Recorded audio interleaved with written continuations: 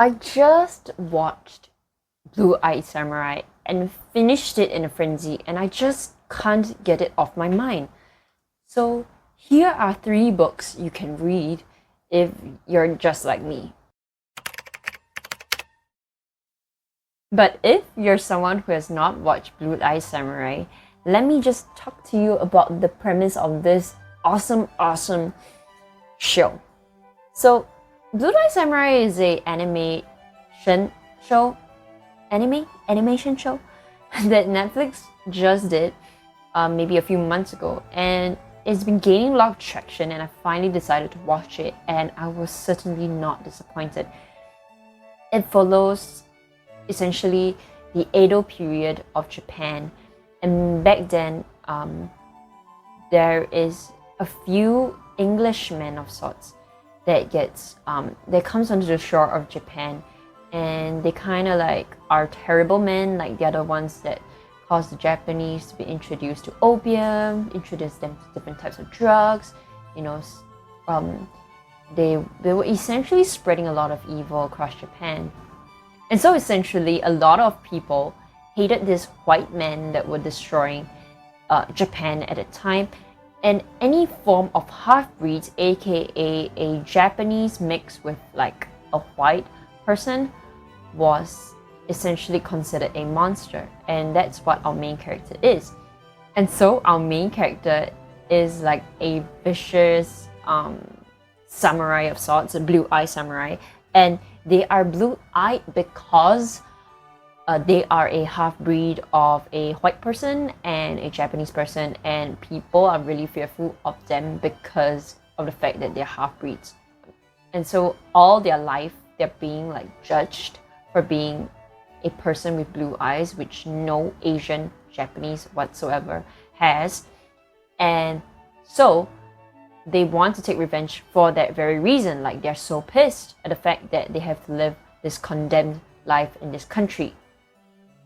And the graph and the animation is just stunning. I don't know, but what is wrong with the way that I don't know. It's so good, from the storytelling to the animation to the voice acting. Everything was perfect with this. I mean, it is gruesome. It's R21 for sure. That is a lot of like very graphic content in terms of rape, in terms of violence, in terms of sexual content, yes. And so I don't recommend this for anyone who is under the age of 21, of course, and to anyone who can't stand those themes or get really triggered by those themes. But it got me thinking a lot about other books and other characters that are similar to this character that I've read.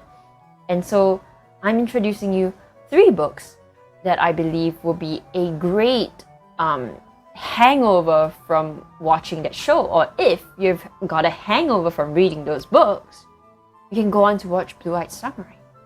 Brilliant, right? So the first book I want to talk about is my favorite book of all time. I'm sure anyone who has followed me on this channel is sick of me talking about this, but I don't care, because I want to shout about the rooftops about The Sword of Kaigen by Wang. It is one of the best books I've ever read, because Wang is a genius.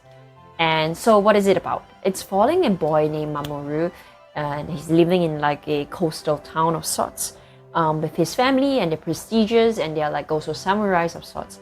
And there's a lot of expectation on him to be a great samurai because his father comes from a very strong, powerful clan. And it also just follows the story in the perspective of his mother, who used to be a hero of sorts. She used to be like a crime fighter, but she has to give up all of that because, you know, misogynistic world. She has to become a woman, she has to be a mother, she has to be a wife.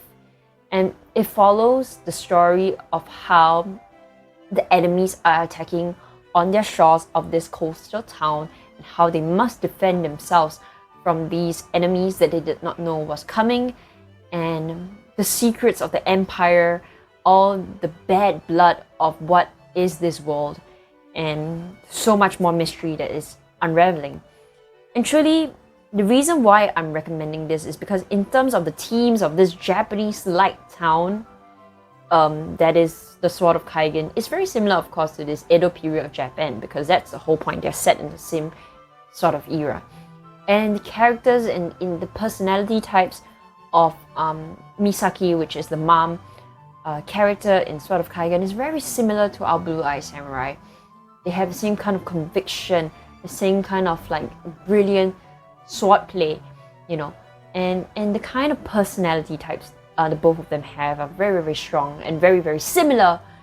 And that's why I find that the Blue Eye Samurai, the whole theme, the whole world building, and the character archetypes are very similar to the Sword of Kaigen in that sense, even though they're completely not even the same kind of story. It's not even about revenge, right?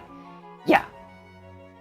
The next book I want to recommend is the Poppy War Trilogy by R.F. Kuang, and I'm sure everybody knows who R.F. Kuang or Rebecca Kuang is right now, because she is really reeling in a lot of people who love her, like Yellowface, Babel, whatever. But her first trilogy, The Poppy War, is what really is the pinnacle of her work that I love, of course. And so it follows the story of our main character, Rin, who wants to escape the terrible life that she's living. And she goes to the capital and becomes a soldier and finds out this mythically strange drug, aka opium, that can give her like powers that is very much godlike, so on and so forth. And so it is really a story about war, and it's set in China in theory, yes. And it's such a great character study of someone falling into the depths of their own trauma, of the traumas of war, and all those things. And that's why I find Rin and our main character in Blue Eye Samurai are very similar in that sense, and that's why it's giving the same kind of atmosphere. They're hardened by their circumstances, they're mistreated by a lot of people, and all that childhood trauma is bringing out all that fighter instinct within them. And Rin is really not quite like our main character in a lot of senses in Blue Eye Samurai, but it's seeing the fact that Rin is tumbling into that villain sort of arc for her, and seeing that progression of who she will become by the end of the book, and by the end of the books. And I think that is very clear from the start of the first book, that she will and where she will be in the end. And you see her fighting with her inner demons of wondering if what she's doing is right, or should she be doing something else? Should she care about the people, or should she only care for herself? And seeing those emotional character struggles within her is also something that Blue Eye Samurai talks a lot about the struggles of what is right, what is moral, and what is it that I have to do to fulfill the needs of my own heart. I think both of them did excellently in a sense. I think a lot of people don't really like the Poppy War and did not really like the progression of Rin. Personally, I find that it is the natural progression for her, and in that sense it makes total sense for Rin to be where she is. And that character progression is what kept me loving this series and rooting, not say for Rin per se, but rooting for the story, you know. Yeah. And the final book that I would like to recommend is She Who Became the Sun by Shelley Parker Chan. A story that is set in China as well, but it's focusing on a girl who wants to deny the fate that she was given. So essentially, we're following this character named...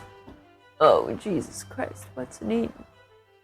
So in She Who Became the Sun, we're following a character named Zhu and her brother Zhu Chongba, which I can't really remember what's her actual name. But point is, they're both given different fates from this like fortune teller of sorts. And the fortune teller says Zhu Chongba, the brother, will have a marvelous future. They will be the emperor of China of sorts, or like some great leader, and they'll have a wonderful future ahead. And the girl, you're gonna die early. You're gonna have nothing. You're just gonna be a beggar for life. You're gonna be a girly with no shits, nothing, poverty, everything. You're gonna be so poor, you wish you weren't alive. And so that was kind of the premise. And then her brother dies. And then what happens? She doesn't care. She doesn't want that poverty future. So she says, I'm gonna not live that future of mine, I'm gonna clinch life by the throat and say that, hey, I am my brother. I am Zhu Chongba, and you will not stop me from a lifetime of greatness, because I am not gonna succumb to poverty. I'm not gonna succumb to a life of nothing. And so she goes on, and war goes along, and you see the determination in her to be something more than herself. And